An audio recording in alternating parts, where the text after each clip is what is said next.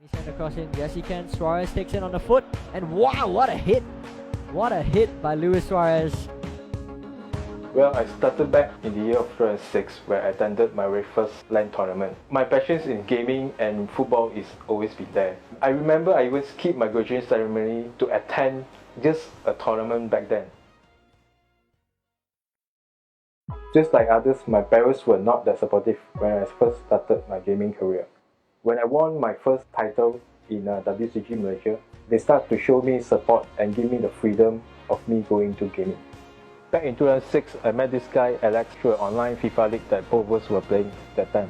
Both of us are actually playing for different gaming teams. But however, we often attend tournaments together and often have a discussion together. We are close together that in the year 2011, we decided to form our own team, Team RB.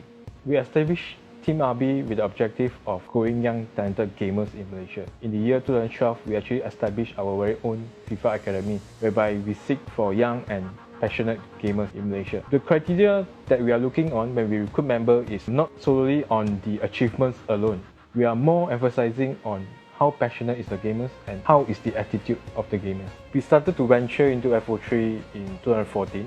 And then there was this C Championship whereby we actually joined, and that was actually our very first tournament as a team. Out of expectations, we managed to go all the way and win the Malaysia qualifier. Winning the tournament means a lot to us because the team were so excited because that will be our very first international tournament together. Sadly, the team didn't perform very well in the final stage in Vietnam. We lost pretty early.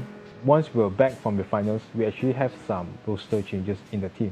For me personally, after the C Championship finals, I started to have lesser time for FO3 because I'm focusing more on my career, my work, and I have a very unstable working schedule. Back then, I only join tournaments whenever I can because it's so hard for me to juggle my time between gaming and work. I was out from the FO3 for nearly 6 months. When I found out that FO3 will have a new impact engine, I decided to try it out again. After trying out the new FO3 impact engine, I found that it is very similar to the FIFA 16 that I used to play. There are a few major changes that I like the most in the new impact engine. First is the game pace. The game pace is much more slower now and towards my style. Second, the graphic is much more realistic now compared to the old engine. And then third is the skill move. This is probably the biggest one that I feel it will help a lot of gamers to win matches in tournaments. The last one will probably be the passing system. The passing system is much more accurate now and much more realistic. When I found out that there will be this Road to Thailand Fantasy Cup coming up soon, I decided to give it a try. I actually registered as a walk-in participant. I did not set any expectation to myself because my aim is just to have fun and support my teammates. But I think eventually my experience and mental strength actually helped me to qualify to the final stage. Qualifying to the final stage means a lot to me because it actually brings back my memories of playing professionally.